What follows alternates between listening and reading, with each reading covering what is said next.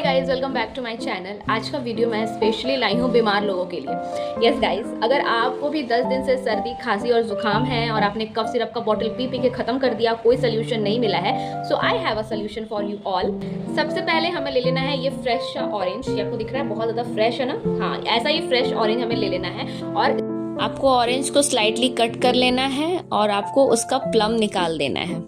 उसके बाद गैस में रख के गैस को ऑन कर लीजिए और उसमें नमक, हल्दी और काली मिर्च पाउडर, इन सबको अच्छे से तब तक कुक करना है जब तक उबाल ना आ जाए। और थोड़ा ठंडा होने के बाद आप इसे 2-3 घंटे में एक चम्मच आप पीजिए। आपके हेल्थ के लिए बहुत अच्छा है और बेनिफिशियल भी है। Please try.